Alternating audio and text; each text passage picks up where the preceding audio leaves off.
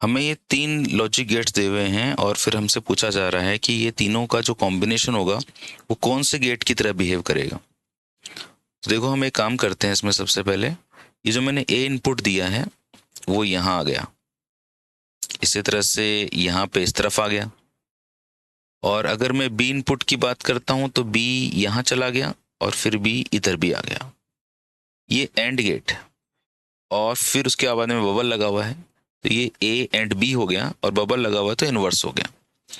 ये भी ए, ये और गेट है ना, ये और गेट है और फिर आगे नॉट गेट लगा हुआ है तो ए और बी हो गया और फिर इनवर्स लगा हुआ है। दिस इज एंड गेट और फिर उसके आगे बबल लगा हुआ है। इसका मतलब हुआ कि हमें कुछ ऐसा करना है कि ए एंड बी को सबसे पहले एंड गेट क्या करेगा, ये एंड ऑपरेशन हो गया। फिर जो चीज आई हमारे पास में उसके ऊपर हम लोग इनवर्स लगा देंगे। This is final output. Okay, अब हमको देखना होगा कि यार ये कौन से गेट की तरह बिहेव कर रहा है। तो मैं काम करने जा रहा हूँ यार कि ये जो ए डॉट बी है ना, इस ए डॉट बी को मैं लिख देता हूँ कुछ ऐसे। मान लीजिए मैंने इसको लिख दिया सी, है ना, इसको लिख दिया मैंने सी और फिर इसका इन्वर्स हो जाएगा। डॉट ए और बी को मैंने लिख दिया डी और ये डी का इन्वर्स हो जाएगा। फिर जो आएगा मैं इसका होल इन्वर्स कर दूंगा। ओके, अब मैं एक काम करने जाता हूँ, एक टेबल बनाता हूँ। इधर ए लिखूंगा, इधर बी लिखूंगा। ओके, इधर ए एंड बी आ जाएगा जिसको मैं सी कह रहा हूँ। फिर ए और बी आ जाएगा जिसको मैं डी बोल रहा हूँ। फिर सी का इन्वर्स आ जाएगा, डी का इन्वर्स आ जाएगा और फिर मैं दोनों का डॉट कर दूंगा और डॉट करने के बाद में जो आएगा उसको मैं होल इन्वर्स कर दूंगा।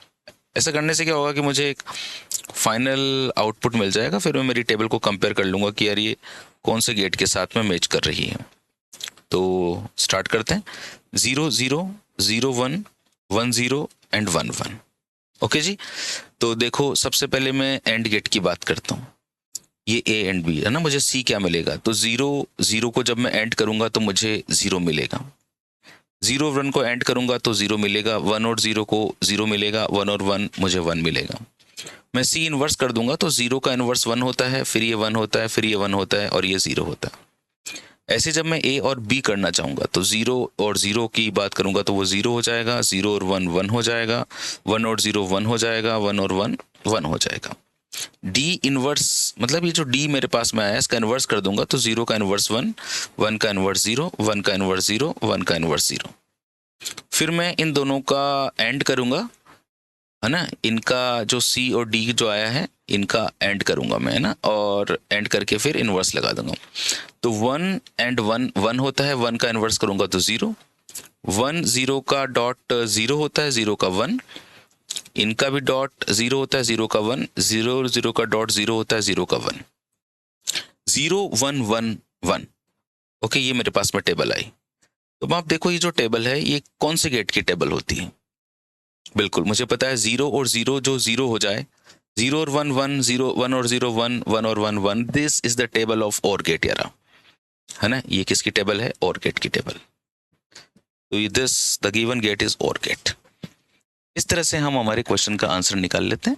तो सिंपली आपको एक पैटर्न देखना है कि यार मैं कैसे सॉल्व कर रहा हूँ, है ना। आप खुद क्वेश्चन को एक बार पोज करके देखने की कोशिश किया करो क्या दिया हुआ है। और जेईई मेंस के जो क्वेश्चंस होते हैं वो नीट के लिए और बोर्ड्स के लिए इक्वली इंपॉर्टेंट होते हैं।